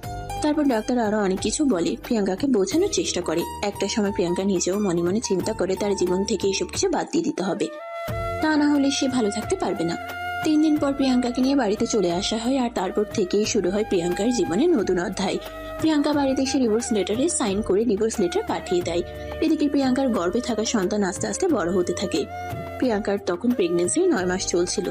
তার বাবা তার দেখাশোনা করার জন্য বাড়িতে একটা নার্স রাখেন, কারণ তার বাবা ব্যবসার কাজে সারাদিনই বাসার বাইরে থাকেন। প্রিয়াঙ্কার যেহেতু আম্মু বেঁচে নাই, তাই প্রিয়াঙ্কার দেখাশোনা করার জন্য বাড়িতে সেরকম কেউ ছিল না।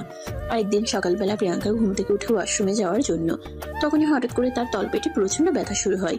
নার্স প্রিয়াঙ্কাকে জিজ্ঞেস করে কি হয়েছে। তখন প্রিয়াঙ্কা নার্সকে জানায় তার খুব কষ্ট হচ্ছে। নার্স তখনই প্রিয়াঙ্কার আব্বুকে ফোন করে এবং প্রিয়াঙ্কাকে নিয়ে হসপিটালে চলে যায়। আর সেদিনই প্রিয়াঙ্কার ফুটফুটে এক কন্যা সন্তানের জন্ম হয়। 1 সপ্তাহ পর প্রিয়াঙ্কা তার সন্তানকে নিয়ে বাড়িতে চলে আসে। প্রিয়াঙ্কার বাবা প্রথমবারের মতো নানাবাই হয়েছে। সে খুশিতে তার আত্মীয় স্বজন সহ অফিসের সকল স্টাফকে তিনি মিষ্টিমুখ করান। আর সেখান থেকেই রাফি প্রিয়াঙ্কার ব্যাপারে সবকিছু জানতে পারে। রাফি তখন প্রিয়াঙ্কার ব্যাপারে সবকিছু জেনে শুনে প্রিয়াঙ্কার বাবার কাছে বিয়ের প্রস্তাব রাখেন। আর তখন প্রিয়াঙ্কার বাবা রাফিকে বলেন, দেখো, আমি জানি আমার মেয়েটা খুব বড় একটা ডিপ্রেশনের মধ্যে দিয়ে যাচ্ছে, কারণ আমি তো তার বাবা। আমি সন্তানের ভালো মন্দ বুঝতে পারি, কিন্তু এত বড় একটা দুর্ঘটনা ঘটে যাওয়ার পর আমার মেয়ে তার জীবনে নতুন করে কাউকে চিন্তা করবে কিনা সেটা আমি বলতে পারছি না। তবে তুমি নিজে একবার আমার মেয়ের সঙ্গে কথা বলে দেখতে পারো, কেমন? এই কথা শুনে রাফি অনেকটাই খুশি হয় আর নিজেই প্রিয়াঙ্কার সঙ্গে কথা বলতে চলে গেল। যদিও প্রিয়াঙ্কা প্রথমে রাফিকে বিয়ে করতে রাজি হচ্ছিল না, কিন্তু পরবর্তীতে রাফির জোড়াজুড়িতে প্রিয়াঙ্কা রাফিকে বিয়ে করতে রাজি হয়। কিন্তু তারপর সমস্যা হয় রাফির ফ্যামিলিতে। রাফির মা বাবা কোনোভাবেই একটা ডিভোর্সি এক বাচ্চার মাকে তাদের বাড়ির পুত্রবধূ বানাতে চাইল না। কিন্তু ওই যে আপনাদেরকে আগেই বললাম, রাফি প্রিয়াঙ্কাকে অনেক আগে থেকেই ভালোবাসতো, তাই রাফি একরকম জোর করেই প্রিয়াঙ্কাকে বিয়ে করে এই বাড়িতে নিয়ে আসে। আর তারপর কি হয় সেটা তো আপনারা দেখতেই পেলেন। তো ভিউয়ার্স, চলুন এখন কি হয় সেটাই আপনাদের সঙ্গে শেয়ার করি। দুপুর 12টার দিকে প্রিয়াঙ্কা তার মেয়েকে গোসল করিয়ে নিজেও গোসল করে নেয়। মেয়েকে রুমে বসে বেস্ট ফিডিং করাচ্ছিল, তখনই তার শাশুড়ি মা তার রুমে আসে। রাফি তখন রুমে ছিল না, তাই প্রিয়াঙ্কার শাশুড়ি মা প্রিয়াঙ্কাকে উদ্দেশ্য করে বলে, আমার ছেলেটার মাথা খেয়ে বাড়িতে তো চলে এসেছে, কিন্তু সংসার করার আদৌ কি মন মানসিকতা কি তোমার আছে? আম্মু, আমি আপনার কথাটা আসলে বুঝতে পারলাম না। আপনি কি বলতে চাইছেন একটু বুঝিয়ে বললে সুবিধা হতো। বেশি কিছু না, শুধু এটুকুই বলতে চাইছি, সেই সকাল থেকে মহারানীর মতো রুমে বসে আছো, বাড়িতে রান্না বান্নাগুলো কে করবে সেই খেয়াল কি তোমার আছে? রিসেপশনের অনুষ্ঠান তো হবে সেই সন্ধ্যায়, এইদিকে বাড়ির মানুষগুলো দুপুরে কি খাবে সেই চিন্তা কি একবারও করেছো? প্রিয়াঙ্কা তখন কিছু বলতে চাইছে, কিন্তু তখনই রাফি রুমে প্রবেশ করে আর তার আম্মুকে উদ্দেশ্য করে বলতে থাকে, দুপুরের খাবার নিয়ে তোমাকে কোনো চিন্তা করতে হবে না। আমি অনলাইনে খাবার অর্ডার করে দিয়েছি, কিছুক্ষণের মধ্যে ডেলিভারি ম্যান এসে খাবার দিয়ে যাবে। রাফির মুখ থেকে এই কথা শুনে তার আম্মু যেন আরো অনেক বেশি রেগে গেল আর বলতে লাগলো, এই তোরে কি পাগলা কুত্তায় কামড়াইছে? বাড়িতে আমরা এতগুলো মানুষ, অনলাইন থেকে খাবার অর্ডার করতে গেলে কতগুলো টাকার প্রয়োজন হয় সেটা তুই জানিস? হ্যাঁ আম্মু, আমি সবকিছু খুব ভালো করেই জানি, আর জেনে শুনেই খাবার অর্ডার করেছি যাতে তোমার কষ্ট করতে না হয়। আর প্রিয়াঙ্কার কথা বলতে তুমি, সে তো তার মেয়েকে নিয়ে ব্যস্ত আছে, সে কি এখন রান্না করতে পারবে? হ্যাঁ, আমিও তো সেটাই বলতে চাইছি, যখন মেয়েকে নিয়ে রান্না বান্না করতেই পারবে না তখন বিয়ে করতে এসেছে কেন?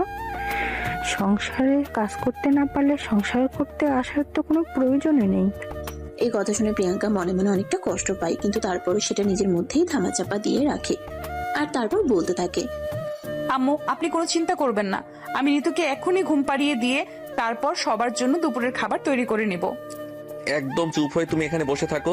তোমাকে না বললাম আমি অনলাইনে খাবার অর্ডার করেছি, কিছুক্ষণের মধ্যে ডেলিভারি সে খাবার দিয়ে যাবে। বাড়িতে কতগুলো মানুষ তুমি জানো? সবার জন্য খাবার তৈরি করতে গেলে কতক্ষণ সময় লাগবে সেই ব্যাপারে তোমার কোনো আইডিয়া আছে? ততক্ষণ তোমার ওই কান্না করতে করতে মরেই যাবে। এই কথা শুনে প্রিয়াঙ্কার শাশুড়ি মুখটাকে একটা ভেঙচি মেরে সেখান থেকে চলে গেল। এদিকে উনি চলে যাওয়ার পর রাফির সঙ্গে সঙ্গে রুমের দরজা লাগিয়ে দিল, আর তারপর প্রিয়াঙ্কার পাশে এসে বসলো। প্রিয়াঙ্কার হাত দুটো ধরে বলতে লাগলো, প্লিজ প্রিয়াঙ্কা, তুমি আমার মায়ের কথাই কিছু মনে করো না। আমার মা একটু এরকমই, একটু হিংসুটে টাইপের মহিলা। আরে না, আমি কিছুই মনে করিনি। উনি যা বলছেন একদম সত্যি কথাই বলছেন। আমার মতো ডিভোর্সি এক বাচ্চার মাকে বিয়ে করা তোমার উচিত হয়নি, কারণ আমি তো কখনোই গুছিয়ে সংসার করতে পারবো না। কারণ আমাকে আমার মেয়েকে সময় দিতে হবে, আর মেয়েকে সময় দেওয়ার পর আমি সংসারে কতটুকুই বা সময় দিতে পারবো। এই কথা শুনে রাফি প্রিয়াঙ্কাকে বলতে থাকে, তোমাকে এসব কিছু নিয়ে চিন্তা করতে হবে না। আমি ইনশাল্লাহ সবকিছু সামনে নেওয়ার চেষ্টা করব। তবে তোমাকে কখনোই আমি কোনো কষ্ট পেতে দিব না, কারণ আমি তোমার বাবাকে কথা দিয়ে এসেছি তোমাকে আমি ভালো রাখবো। এই বলে রাফি প্রিয়াঙ্কার কোল থেকে নিতুকে তার নিজের কোলে নিয়ে নেয় আর তারপর প্রিয়াঙ্কাকে বলে, যাও তো এখন হাত মুখ ধুয়ে আসো, আমি তোমার জন্য তোমার পছন্দের বিরিয়ানি নিয়ে এসেছি, দুজন একসঙ্গে খাবো। রাফির কথায় প্রিয়াঙ্কা বিছানা থেকে উঠে গিয়ে বেসিন থেকে হাত ধুয়ে আসে আর তারপর বিরিয়ানির প্যাকেটটা নিয়ে খাবারটা একটা প্লেটে ঢেলে নিয়ে আসে। দুজন একসঙ্গে বসে খাবারটা খেয়ে নেয়। কিছুক্ষণের মধ্যেই রাফির ছোট বোন এসে প্রিয়াঙ্কাকে রেডি হতে বলে। রাফি তখন তার বন্ধুদের সঙ্গে কথা বলতে গিয়েছিল। প্রিয়াঙ্কা তখন তার মেয়েকে নিয়ে খেলা করছিল। রাফির ছোট বোন এসে প্রিয়াঙ্কাকে বলে, ভাবি, নিতুকে তুমি আমার কাছে দাও, আমি নিতুকে নিয়ে খেলা করছি, তুমি একটু তাড়াতাড়ি করে তৈরি হয়ে নাও। এই বলে তিশা প্রিয়াঙ্কার কাছ থেকে নিতুকে নিজের কোলে নেয় আর খেলা করতে থাকে। তিশা মেয়েটাও বড্ড ভালো, ঠিক তার ভাইয়ের মতন। প্রিয়াঙ্কা নিতুকে তিশার কোলে দিয়ে নিচে রেডি হতে চলে গেল। প্রায় ঘন্টাখানেক সময় লাগলো তৈরি হতে। ততক্ষণে রাফি রুমে চলে এসেছে। প্রিয়াঙ্কা রেডি হচ্ছে এটা দেখে রাফি নিজেই নিতুকে তৈরি করে নিল। এদিকে সবকিছু তিশা বসে বসে দেখছিল আর মুচকি মুচকি হাসছিল। তিশাকে এভাবে হাসতে দেখে রাফি তিশাকে বলে, কিরে, কি সমস্যা তোর? তুই এভাবে হাসছিস কেন? তো হাসবো না তো কাঁদবো নাকি আমি? তোকে তো আমি কান্না করার কথা বলিনি, আমি শুধু তোকে এটাই জিজ্ঞাসা করেছি তুই এভাবে ব্যাঙের মতো ফ্যাক ফ্যাক করে হাসছিস কেন? না মানে আসলে আমার মনে হচ্ছে তুই মনে হয় বাচ্চা পালে ট্রেনিং নিয়েছিলি, তাই না? তুই বাবুকে কত সুন্দর করে জামাটা পরিয়ে দিলি, বাবু একটুও কান্না করলো না। দেখ, একদম ফাইজলাম করবি না। বাচ্চা পালা নিতে হয় নাকি এমনি এমনি মানুষ এসব কিছু শিখে যায়। তুই এখন বাইরে যা তো, আমি তোর ভাবির সঙ্গে একটু কথা বলবো। এই কথা শুনে তিশা রুম থেকে বের হয়ে চলে যায়। রুম থেকে বের হতে হতে শয়তানি মার্কে একটা হাসি দিয়ে বলতে থাকে, বুঝতে পেরেছি, বউকে আদর করবে সেটা খোলাখুলি বললেই তো হয়, এত পেঁচিয়ে বলার কি আছে? একদম থাপ্পড় মেরে সবকটা দাঁত ফেলে দিব বলে দিলাম। বড় পাকনা হয়ে গেছিস না? বড়দের সামনে কিভাবে কথা বলতে হয় সেটাও ভুলে গেছিস। এদিকে তিশা রাফির এই কথা না শুনে সেখান থেকে চলে গেল। তখন এই ড্রেসিং টেবিলের সামনে থেকে প্রিয়াঙ্কা উঠে এসে আর রাফিকে বলতে লাগে, এটা কি করলে তুমি? মেয়েটা এখন মনে মনে কি ভাববে বলো তো? ঘোড়ার ডিম ভাববে, ওর যা ভাবার ওভাবে ভেবে নি, তাতে আমার কিছুই যায় আসে না। আর এই সব কিছু তুমিও চিন্তা করতে যেও না, মেয়েটা বড্ড বেশি ফাজিল হয়ে গেছে। কোথায় কি বলতে হবে কোথায় কি বলতে হবে না সে সবকিছুই বুঝে উঠতে পারে না, যখন যেটা মুখে আসে সেটাই বলে ফেলে। তখন প্রিয়াঙ্কা রাফির কোল থেকে নিতুকে নিতে নিতে বলে, ও তো বলবেই, তুমি যদি বলতেই পারো তাহলে ও বললে সমস্যা কোথায়? মেয়েটার নিতুকে নিয়ে খেলা করছিল আর তখনই তুমি এসে এইসব বলতে হলো। দেখো, আমাকে এত ভালোবাসা দেখিও না, কারণ এত ভালোবাসা আমার কপালে আবার সহ্য হয় না। দেখো প্রিয়াঙ্কা, তোমাকে আমি আগেও বলেছি আর এখনো বলছি, তুমি অতীত নিয়ে আর কোনো কথা বলবে না। আমি তোমার অতীত নিয়ে কোনো কথা শুনতে চাই না। আমি তোমার বর্তমান আর ভবিষ্যৎ, তোমার বর্তমান যেমন কাটছে ভবিষ্যতে এর চাইতে আরো ভালো কাটবে, এটাই তুমি আল্লাহর কাছে প্রার্থনা করো। এই বলে আর রাফি প্রিয়াঙ্কার কপালে আলতো করে একটা ভালোবাসার পরশ রেখে দেয়। আর তারপর মা আর মেয়েকে নিয়ে ড্রয়িং রুমে চলে আসলো। ততক্ষণে বাড়ির অনেক মেহমান চলে এসেছে। এদিকে রাফির কোলে ছোট বাচ্চা দেখে অনেকেই কানাকানি করছে। আবার কেউ কেউ তো রাফিকে সরাসরি প্রশ্ন করছে এই বাচ্চাটা কার। তখন রাফি সবাইকে উদ্দেশ্য করে বলে, দেখুন, আমি বুঝতে পেরেছি আপনারা সবাই কি নিয়ে কানাকানি করছেন। আমার কোলে থাকা এই বাচ্চাটাকে নিয়ে তো। দেখুন, এই বাচ্চাটা আমার। আপনাদের কারো যদি কোনো সমস্যা থেকে থাকে তাহলে আপনারা আমার সঙ্গে সরাসরি কথা বলুন, কিন্তু এইভাবে কানাকানি করবেন না। এটা ভদ্রলোকের বাড়ি। তখন রাফির আম্মু সেখানে আসে আর সবার সামনে রাফিকে বলতে থাকে রাফি কেন সবার সামনে সত্য কথাটা বলছে না, কেন সবার সামনে এটা বলছে না যে এটা তার বউয়ের বাচ্চা। মায়ের এরকম আচরণ রাফি আর নিতে পারছে না, কিন্তু মা বলে কথা, মায়ের সঙ্গে তো আর খারাপ আচরণ করা যায় না। তাই রাফি নিজেকে কন্ট্রোল করে তার মাকে বলতে লাগলো, আম্মু, বাচ্চাটাকে আমি যখন মেনে নিয়েছি, আমি যখন তাকে তার বাবার পরিচয় দিতে চাইছি, তাহলে এখানে তোমার কেন এত সমস্যা? তুমি কেন এই বাচ্চাটাকে মেনে নিতে পারছো না? দেখ, তুই খুব ভালো করেই জানিস আমি কেন এই বাচ্চাটাকে মেনে নিতে পারছি না। বাচ্চাটা যদি তোর আর ওর সন্তান হতো, তাহলে আমি নিশ্চয়ই মেনে নিতাম। কিন্তু অন্য লোকের বাচ্চাকে আমি কেন আমার পরিচয় দিতে যাব? ঠিক আছে আম্মু, আমি খুব ভালোভাবে বুঝতে পেরেছি তুমি আমাকে কি বোঝাতে চাইছো। তোমাকে এই বাচ্চার পরিচয় দিতে হবে না। আমি আমার বউ বাচ্চা নিয়ে আমি তোমাদের সঙ্গে থাকবো না। আমি আমার বউ বাচ্চা নিয়ে অনেক দূরে চলে যাব, যেখানে তোমাদের কোনো সমস্যা হবে না। এই কথা শুনে রাফির আম্মু তখন সবার সামনে বিলাপ করতে থাকেন আর বলতে থাকেন, হায় আল্লাহ, এটা কি দিন আসলো? আমার ছেলে আমার বিরুদ্ধে গিয়ে কথা বলছে। একটা মেয়ে আমার ছেলেকে বশ করে নিয়েছে, তার সন্তান সহ আমার ছেলের গলায় ঝুলে পড়েছে, আর এখন আমার ছেলেকে আমার বিরুদ্ধেই কথা বলাতে বাধ্য করছে। তখনই রাফি কিছুটা রেগে গিয়ে তার আম্মুকে উদ্দেশ্য করে বলতে থাকে, দেখো আম্মু, বাজে কথা বলা একদম বন্ধ করো। তুমি আমার বউ বাচ্চাকে নিয়ে আর একটাও বাজে কথা বলবে না, তাহলে কিন্তু আমার চাইতে খারাপ কেউ হবে না। কারণ আমি আমার স্বামী, আমার বউ বাচ্চাকে কখনোই অপমানিত হতে দিব না। এই কথা বলে রাফি প্রিয়াঙ্কার হাত ধরে সেখান থেকে নিয়ে রুমে চলে আসলো। এদিকে প্রিয়াঙ্কা কান্না করছে আর বলছে, তোমাকে তো আমি আগেই বলেছিলাম আমাকে বিয়ে করার কোনো প্রয়োজন নেই, কারণ আমাকে বিয়ে করলে সমাজের কাছে তোমার মান ইজ্জত বলতে কোনো কিছুই থাকবে না। কিন্তু তখন তো তুমি আমার কোনো কথাই শুনলে না। রাফি কোনো কথা বলে না, চুপচাপ দাঁড়িয়ে থাকে। এদিকে প্রিয়াঙ্কা বলতেই থাকে। ঠিক তখনই রাফি প্রিয়াঙ্কার মুখ চেপে ধরে আর বলতে থাকে, তোমাকে কতবার বলেছি এসব বাজে কথা আর বলবে না। আমি তোমার পাশে আছি। আমি যতক্ষণ তোমার পাশে আছি ততক্ষণ তোমার নামে কেউ বদনাম বলে যাবে, আর আমি সেটা সহ্য করব? এটা তো কখনো হতেই পারে না। এভাবে কতদিন যাবে? কতজনের মুখ তুমি বন্ধ করবে? সবাই তো বলতেই থাকবে তুমি একটা ডিভোর্সি এক বাচ্চার মাকে বিয়ে করেছো। কতজনের মুখ তুমি চাপা দিতে পারবে বলো আমাকে শুনি।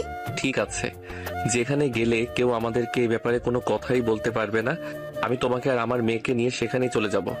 এই বলে রাফি নিতুকে প্রিয়াঙ্কার কোলে তুলে দিল আর তারপর তাদের প্রয়োজনীয় সমস্ত জিনিসপত্র গুছিয়ে নিল। আর তখনই সে প্রিয়াঙ্কাকে বলতে লাগলো, চলো আমরা এই বাড়িতে আর এক মুহূর্ত থাকবো না। আমরা আমাদের মতো দূরে কোথাও চলে যাব, আর সেখানে গিয়ে আমরা তিনজনে খুব ভালো থাকবো। প্রিয়াঙ্কা তখনই রেগে গিয়ে ঠাস করে রাফির গালে একটা চড় বসিয়ে দিয়ে বলতে লাগলো, তোমার কি মাথা খারাপ হয়ে গেছে? তুমি জানো তুমি এসব কি বলছো? তুমি আমার কারণে তোমার বাবা মাকে ছেড়ে চলে যাবে? রাফি তখন নিজেকে শান্ত করার একটু চেষ্টা করে আর তারপর প্রিয়াঙ্কাকে বলতে থাকে যে তারা এখানে থাকলে কোনোভাবেই ভালো থাকতে পারবে না, সমাজ তাদেরকে ভালো থাকতে দিবে না। এদিকে তার মা তো আছেই, তাই সে প্রিয়াঙ্কা আর তার মেয়েকে নিয়ে এখান থেকে অনেক দূরে চলে যাবে। তখন প্রিয়াঙ্কা বলতে থাকে, দেখো, আমার জন্য তোমার মায়ের সঙ্গে তোমার সম্পর্ক খারাপ হোক এটা আমি কখনোই চাই না, আর চাইবও না। তোমার মা তোমাকে জন্ম দিয়েছে, লালন পালন করে মানুষ করেছে, তাই তোমার উচিত তোমার মায়ের সঙ্গে থাকা এবং তাদেরকে ভালো রাখার চেষ্টা করা। আমার মায়ের সঙ্গে আমি কখনোই খারাপ আচরণ করিনি। আমার মা আমাকে খারাপ আচরণ করতে বাধ্য করেছে, কারণ বাবা মা এদের উচিত সন্তান কিসে ভালো থাকবে সেটাতে খেয়াল করা। কিন্তু তারা সেটা না করে আমার উপর কিছু একটা চাপিয়ে দিতে চাইবে, আর আমি সেটা মেনে নেব? এটা তো হতেই পারে না।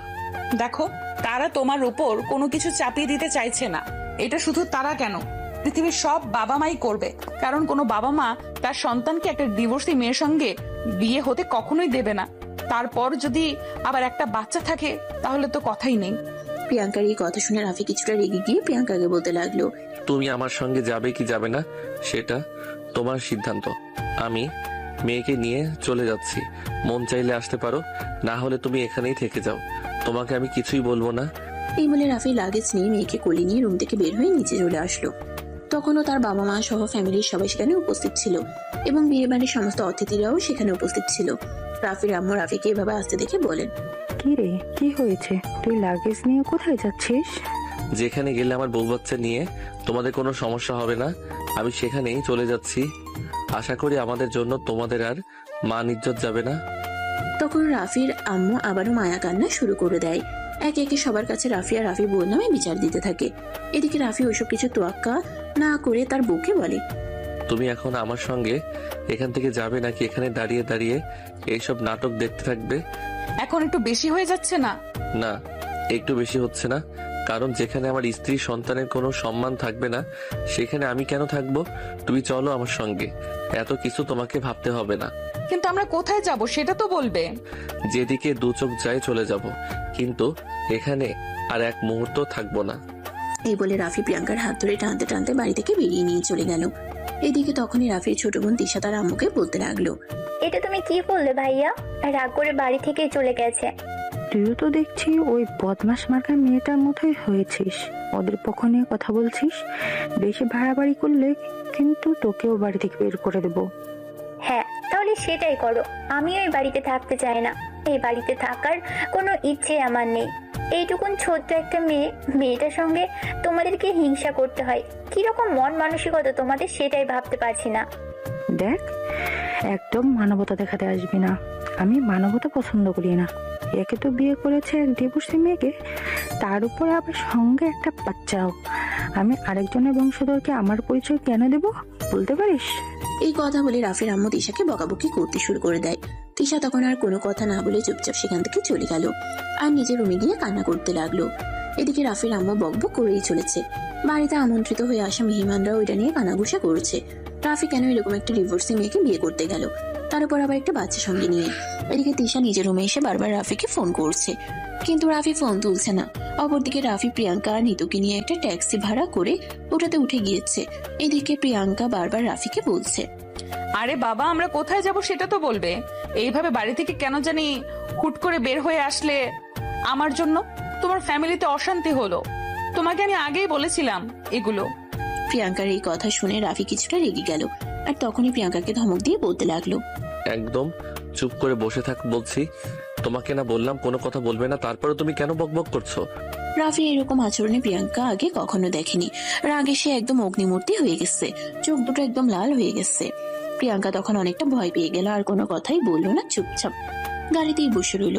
এদিকে রাফি ট্যাক্সি ড্রাইভারকে লোকেশন বলে দিল। 1 ঘন্টা পর ট্যাক্সি একটা বাড়ির সামনে এসে দাঁড়ালো। রাফি ট্যাক্সি থেকে নেমে নিতুকে করে নিল আর প্রিয়াঙ্কাকেও ট্যাক্সি থেকে নামতে বলল। রাফির পিছন পিছন প্রিয়াঙ্কাও ট্যাক্সি থেকে নামলো। রাফি ট্যাক্সি ড্রাইভারের ভাড়া মিটিয়ে দিয়ে ট্যাক্সি ড্রাইভারকে বিদায় করে দিল আর তারপর প্রিয়াঙ্কাকে বলল, ফলো মি। প্রিয়াঙ্কা তখন আর কোনো কথা না বলেই রাফির পিছন পিছন বাড়িতে প্রবেশ করলো। দোতলার 2 রুমের ছোট্ট একটা ফ্ল্যাট। বাড়ির ভিতরে প্রবেশ করেই রাফি প্রিয়াঙ্কাকে বলে, তুমি এখানে নিতুকে নিয়ে চুপচাপ বসে থাকো।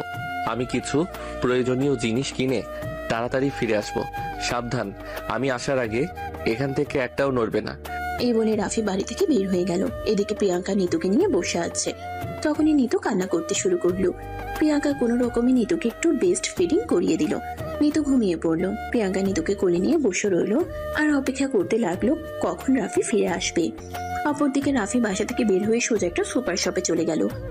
সেখান থেকে নিজেদের প্রয়োজনীয় বেশ কিছু জিনিসপত্র কিনে নিল, সেই সঙ্গে একটা ছোট্ট খাটার তোষক আর বালিশ বিছানার চাদর, যা যা লাগে সবকিছু। তারপর সবকিছু একটা ভ্যানে তুলে নিয়ে বাসায় চলে আসলো। এইসব কিছু দেখে প্রিয়াঙ্কা রাফিকে বলতে লাগলো, এগুলো তুমি কোথায় পেলে? তুমি তো খালি হাতে বাড়ি থেকে বের হয়ে এসেছো। আমি জানতাম আমাকে এমন পরিস্থিতিতে পড়তে হবে, তাই আমি আগে থেকেই সবকিছু ব্যবস্থা করে রেখেছিলাম যাতে আমাকে হুট করে কোনো বিপদের সম্মুখীন হতে না হয়। তাই আমি নিজের বেতনের টাকা থেকে কিছু টাকা সেভিংস করে রেখেছিলাম। কিন্তু আমার মনে হয় তুমি ভুল কিছু করছো। আমার জন্য তোমার ফ্যামিলিকে ছেড়ে আসা বোকামি ছাড়া কিছুই মনে হচ্ছে না আমার কাছে। তোমাকে আমি কতবার বললাম আমি এই ব্যাপারে আর কোনো কথা শুনতে চাই না। যদি এই মুহূর্তের পর থেকে তুমি এই ব্যাপারে আমাকে কোনো কথা বলেছো তাহলে কিন্তু আমার চাইতে খারাপ কেউ হবে না, এটা তুমি মনে রেখো। এখন চুপচাপ নিতুকে নিয়ে এক সাইডে গিয়ে বসো, আমি সবকিছু গুছিয়ে ঠিক করে দিচ্ছি। প্রিয়াঙ্কা তখন আর কোনো কথা না বলে নিতুকে নিয়ে এক সাইডে গিয়ে বসলো আর তারপর রাফি তার সঙ্গ করে 2 ছেলেকে নিয়ে এসেছিল, তাদের সহায়তায় সবকিছু গুছিয়ে নিল। বিছানা পাতা শেষ হলে প্রিয়াঙ্কার কোল থেকে নিতুকে নিয়ে শুয়ে দিল। তারপর সবকিছু গোছাতে গোছাতে রাত আনুমানিক 8টার কাছাকাছি বেজে গেল। এতক্ষণে রাফি সবকিছু গুছিয়ে রেখে দুজনের জন্য খাবারও তৈরি করে নিয়েছে। খাবার টেবিলে খাবার সাজিয়ে রেখে প্রিয়াঙ্কাকে ডাকতে গেল। প্রিয়াঙ্কা তখন মেয়েকে নিয়ে খেলা করছিল। রাফি এসে প্রিয়াঙ্কাকে টেবিলে নিয়ে যায় আর তারপর প্রিয়াঙ্কাকে বসিয়ে দিয়ে নিজের হাতে খাবার মাখিয়ে প্রিয়াঙ্কাকে খাইয়ে দিতে লাগলো। সেই সঙ্গে নিজেও খাবার খেয়ে নিল। তখনই প্রিয়াঙ্কা রাফিকে বলতে থাকে, এরকমটা না করলে হয়তো ভালো হইতো। দেখো, আমি চাই না আমার জন্য তোমার ফ্যামিলির সঙ্গে তোমার সম্পর্ক খারাপ হয়ে যাক। আমি থাকি না আমার মতোই, তুমি তোমার ফ্যামিলিকে নিয়ে ভালো থাকো। রাফি তখন আবারও প্রিয়াঙ্কাকে ধমক দিয়ে বলে, তোমাকে এত কথা বলতে কে বলেছে? আমি কি একবারও বলেছি তোমার জন্য আমার ফ্যামিলিতে অশান্তি হয়েছে? তাহলে তুমি কেন নিজের থেকে এত কথা বলছো? আমি তোমাকে বিয়ে করেছি, তোমার আর তোমার সন্তানের দায়িত্ব নিয়েছি। তোমার সন্তান বড় হওয়ার পর আমাকে নিজের বাবা বলেই জানবে, কিন্তু ওই বাড়িতে থাকলে সেটা সম্ভব হয়ে উঠতো না। তাই ওখান থেকে চলে আসা। যদি কোনোদিনও মায়ের ভুল ভাঙে তাহলে মা নিজে এসে নিয়ে যাবে এখান থেকে, আর নয়তো কোনোদিনই ওই বাড়িতে ফেরা হবে না। এই বলে সে প্রিয়াঙ্কাকে বেডরুমে পাঠিয়ে দিল। এদিকে নিতুর জন্য ফর্মুলা দুধ বানিয়ে নিল। তারপর বেডরুমে এসে নিতুকে কোলে নিয়ে হাঁটতে হাঁটতে খাবারটা খাইয়ে দিয়ে ঘুম পাড়ানোর চেষ্টা করছে। এইদিকে প্রিয়াঙ্কা চুপচাপ বসে আছে, কোনো কথাই বলছে না। সে শুধু মনে মনে ভাবছে তার জন্য একটা ছেলে ফ্যামিলি ছেড়ে চলে আসলো। নিতু ততক্ষণে ঘুমিয়ে পড়েছে। রাফি নিতুকে বিছানায় শুয়ে দেয়, আর তারপরও দেখে প্রিয়াঙ্কা তখনও চুপচাপ ওভাবেই বসে আছে। তাই রাফি প্রিয়াঙ্কার পাশে গিয়ে বসলো, তার কাঁধে হাত রেখে বলতে লাগলো, কি হয়েছে তোমার? সেই আসছি থেকে দেখছি তুমি মন খারাপ করে বসেই আছো, আমার সঙ্গে সেই রকম কথাও বলছো না। কি সমস্যা তোমার বলো তো, এবার শুনি। দেখো, আমি সত্যি বলছি, তোমার এই ব্যবহারের জন্য সত্যি আমার খারাপ লাগছে। আমার জন্য এভাবে বাড়ি ছেড়ে চলে আসা তো তোমার একদমই উচিত হয়নি। প্রিয়াঙ্কা দেখো, ঠিক বলো, বিচার করার দায়িত্ব আমি তোমাকে দেইনি। নিতু ঘুমিয়ে পড়েছে, চলো ঘুমাবে। এই বলে রাফি প্রিয়াঙ্কাকে বিছানায় শুয়ে দিল, আর তারপর তাকে জড়িয়ে ধরে ঘুমিয়ে পড়ল। এদিকে তৃষা তখনও রাফির ফোনে ফোন দিয়েই চলেছে, কিন্তু রাফির ফোনটা সাইলেন্ট করা ছিল। রাফি সেটা দেখতে পায়নি, আর আসার পর থেকে কাজে খুবই ব্যস্ত ছিল, তাই তৃষা ফোন করেছে সেটা দেখতেও পারেনি। সকালবেলা ঘুম থেকে উঠে রাফি তাদের দুজনের জন্য সকালে নাস্তা বানিয়ে নিল, আর তারপর তৈরি হয়ে গেল অফিসে যাওয়ার জন্য। প্রিয়াঙ্কা ততক্ষণে ঘুম থেকে উঠেছে, আর তখনই তার মেয়ে কান্না শুরু করে দিয়েছে। প্রিয়াঙ্কা ততক্ষণে ঘুম থেকে উঠেছে, আর তখনই তার মেয়ে কান্না করা শুরু করে দিয়েছে। প্রিয়াঙ্কা তার মেয়েকে সামলাচ্ছে, তখনই রাফি প্রিয়াঙ্কাকে বলে, প্রিয়াঙ্কা, আমার অফিসে যাওয়ার সময় হয়ে গেছে, আমি চলে যাচ্ছি। তোমার জন্য নাস্তা বানিয়ে রেখে গেছি, তুমি কিন্তু খেয়ে নিও। আর রান্না বান্না তোমাকে করতে হবে না, আমি দুপুরের খাবার অর্ডার দিয়েছি, যথাসময় ডেলিভারি ম্যান এসে দিয়ে যাবে। তুমি শুধু নিতুর খেয়াল রেখো, আর রাতের খাবার আমি বাসায় এসে তৈরি করব। তখনই প্রিয়াঙ্কার সামনে এসে দাঁড়ালো, আর রাফিকে বলতে লাগলো, তুমি এসব কি শুরু করেছো সেটাই তো বুঝতে পারছি না। এত কিছু তোমার বোঝার কোনো প্রয়োজন নেই, তোমাকে যেটা বলছি শুধু সেটাই করবে। যদি এর বাইরে গিয়েছো তাহলে কিন্তু আমার চাইতে খারাপ কেউ হবে না। এই কথা বলতে বলতে রাফি বাসা থেকে বের হয়ে চলে গেল। তখনই তিশা প্রিয়াঙ্কার নাম্বারে ফোন দিল। দুবার রিং হতেই প্রিয়াঙ্কা ফোনটা হাতে নিয়ে কলটা রিসিভ করলো। তখনই অপর পাশ থেকে তিশা কান্না করতে করতে বলতে লাগলো, ভাবি, তোমরা কোথায় চলে গিয়েছো? নিতু কেমন আছে? বেশ কিছুক্ষণ চুপ করে তাকে প্রিয়াঙ্কা কি উত্তর দিবে সেটাই ভেবে পাচ্ছে না। তখনই কিন্তু আবার জিজ্ঞাসা করাতে প্রিয়াঙ্কা বলে, প্লিজ তিশা, তুমি আমাকে ভুল বুঝো না। আমি তোমার ভাইয়াকে বোঝানোর অনেক চেষ্টা করেছি, কিন্তু তোমার ভাইয়া আমার কোনো কথাই শুনলো না। সে আমাকে আর নিতুকে নিয়ে একটা ভাড়া ফ্ল্যাটে উঠেছে, ওটা উত্তরের কাছাকাছি। না ভাবি, আমি তোমাকে ভুল বুঝিনি। আমি খুব ভালো করেই জানি তুমি কেমন মানুষ, তাই তোমার প্রতি আমার কোনো অভিযোগ নেই। নিতুর জন্য মন খারাপ লাগছে, একবার ভিডিও কলে ওকে দেখাবে একটু? তিশা এই কথাটা বলতেই প্রিয়াঙ্কা ফোনটা কেটে দিয়ে তিশাকে ভিডিও কল দিল, এবং তিশার সঙ্গে বেশ কিছুক্ষণ কথা বললো। তারপর বাড়ির সবার খোঁজ খবর নিল। তখনই তিশা বলতে থাকে, ভাবি, তুমি ওদের কথা একদম জিজ্ঞেস করবে না। চলে গিয়েছো ভালোই হয়েছে। এখানে থাকলে তুমি আর তোমার মেয়ে কখনোই ভালো থাকতে পারতে না। তবে ভাবি, তোমার কাছে একটা রিকোয়েস্ট আছে, যদি রাখো তাহলে বলবো। তখন প্রিয়াঙ্কা বলতে থাকে, তোমার রিকোয়েস্ট কেন রাখবো না, অবশ্যই রাখবো, বলো কি বলবে।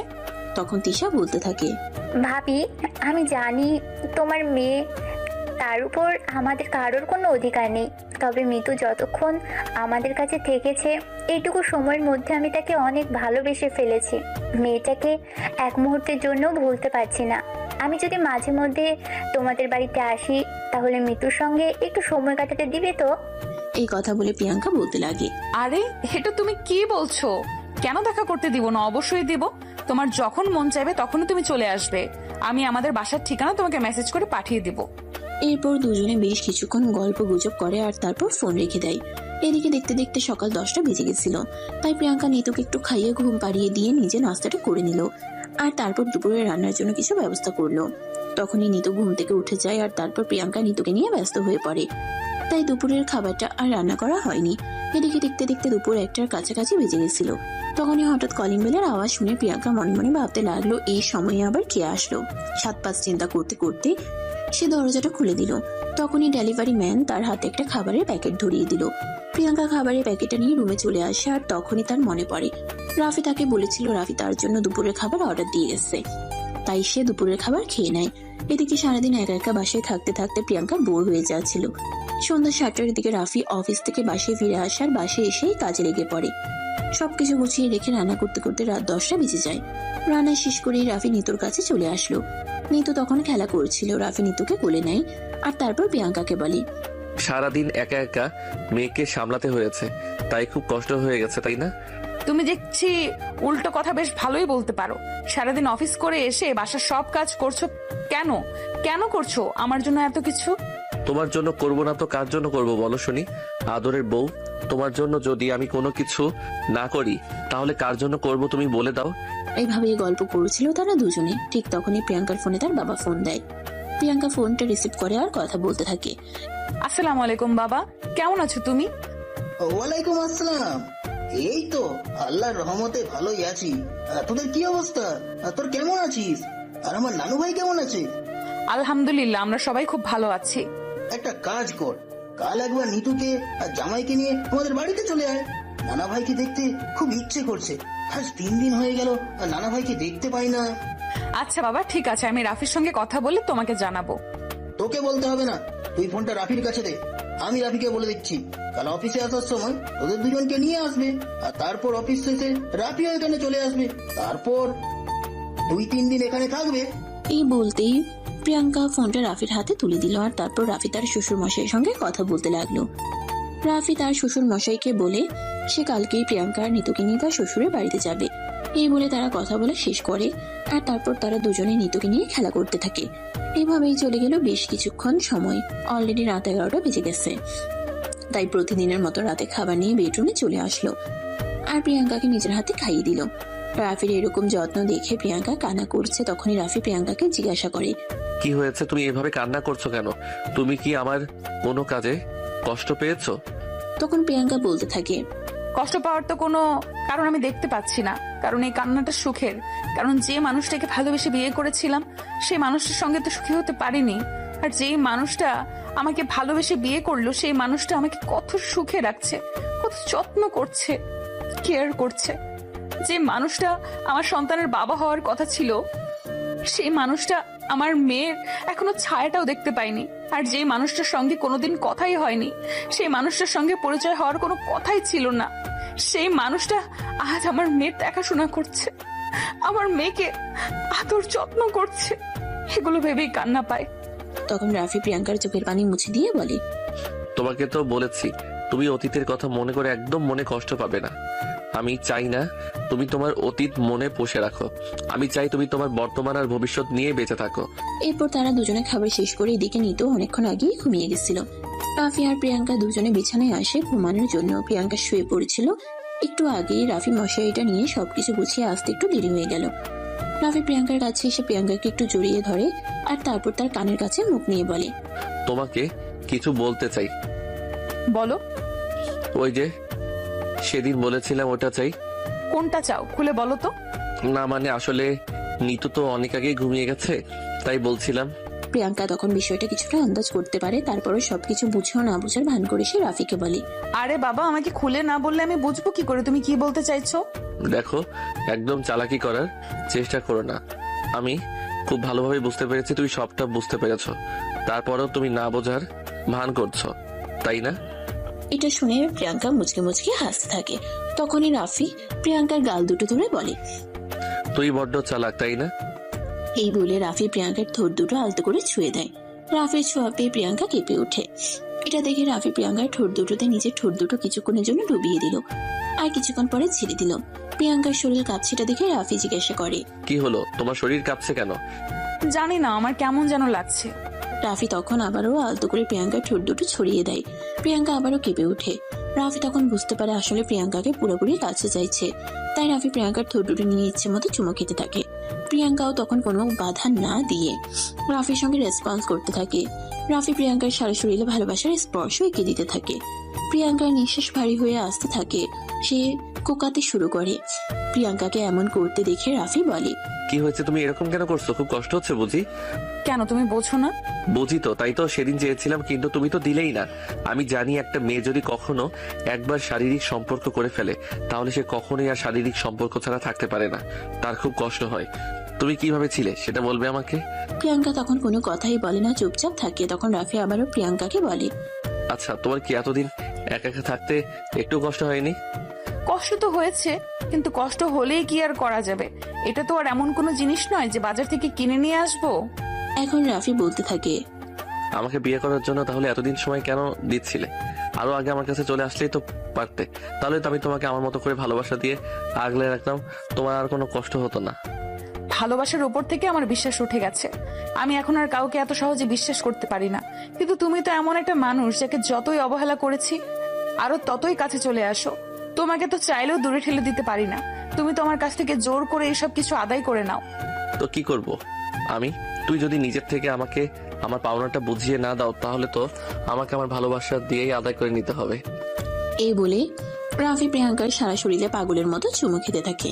এদিকে রাফির ঠোঁটের স্পর্শ পেয়ে প্রিয়াঙ্কা পাগল প্রায় অবস্থা। রাফি প্রিয়াঙ্কাকে আরো উত্তেজিত করার চেষ্টা করেছিল, যাতে সে নিজে থেকে সমস্তটা বিলিয়ে দেয়। আর রাতের মনস্কামনা পূর্ণ হলো। প্রিয়াঙ্কা নিজেকে আর কোনোভাবেই ধরে রাখতে পারছিল না, তাই সে নিজের থেকে রাফিকে আরো কাছে টেনে নিল। আর দুজনে কিছুক্ষণের মধ্যেই ভালোবাসার চরম মুহূর্তে চলে গেল। প্রায় ঘন্টাখানেক ধরে তাদের ভালোবাসার আদান প্রদান পর্ব। ঘন্টাখানেক পর রাফি প্রিয়াঙ্কাকে ছেড়ে দেয় আর তার পাশে শুয়ে পড়ে। প্রিয়াঙ্কা তখন রাফির বুকের উপর মাথা রেখে বলতে থাকে, রাফি, তুমি যে আমাকে এখন এতটা ভালোবাসা দেখাচ্ছ, আবার কখনো আমাকে ফেলে রেখে চলে গিয়ে কষ্ট দিবে না তো? রাফি তখন প্রিয়াঙ্কার কপালে আলতো করে একটা ভালোবাসার পরশ এঁকে দিয়ে বলে, কখনোই না, আমি তোমাকে ছেড়ে কখনোই যাব না। তোমাকে আমি সারা জীবন ভালোবাসার জন্য আমার কাছে নিয়ে এসেছি। কেন তোমাকে ছেড়ে যাব বলো? এইসব চিন্তা মাথা থেকে যেন ফেলে দেওয়ার, চুপচাপ ঘুমিয়ে পড়ো। তা না হলে আবার নিতু ঘুম থেকে উঠে যাবে, তখন কিন্তু আবার ঘুমাতেও পারবে না। এই বলে রাফি প্রিয়াঙ্কার মাথায় হাত বুলিয়ে ঘুম পাড়িয়ে দিতে লাগলো। আর প্রিয়াঙ্কাও নিশ্চিন্ত মনে ঘুমিয়ে পড়লো। পরের দিন সকালবেলা ঘুম থেকে উঠে তারা তিনজনে মিলে রেডি হয়ে নিল প্রিয়াঙ্কার বাবার বাসায় যাওয়ার জন্য। রাফি অফিসে যাওয়ার সময় প্রিয়াঙ্কা আর নিতুকে প্রিয়াঙ্কাদের বাড়িতে ছেড়ে গেল। আর অফিস শেষ হতে সন্ধ্যার মধ্যে রাফি প্রিয়াঙ্কাদের বাসায় চলে আসলো। রাফি বাসায় এসে নিতুকে নাম ধরে ডাকতে লাগলো। রাফির গলার আওয়াজ শুনে প্রিয়াঙ্কা দৌড়ে নিচে চলে আসে আর বলতে থাকে, আরে তুমি যে নিতুকে নাম ধরে ডাকছো, নিতু কি কথা বলতে পারে? তখন রাফি বলতে থাকে, নিতু কথা বলতে পারে না তো কি হয়েছে? নিতুর মা তো কথা বলতে পারে। নিতুর মা কথা বললেই তো হয়। যাই হোক, বাদ দাও। এখন বলো, আমার মেয়ে কোথায়? নিতু তার বাবার রুমে তার বাবার সঙ্গে খেলা করছে। তখন আর এক মুহূর্ত দেরি না করে কাঁধের ব্যাগটা প্রিয়াঙ্কার হাতে তুলে দিয়ে দৌড়ে শ্বশুর মশাই রুমে চলে গেল। নিতু শুয়ে শুয়ে নানা ভাইয়ের সঙ্গে খেলা করছিল। রাফি নিতুকে কোলে তুলে নিল।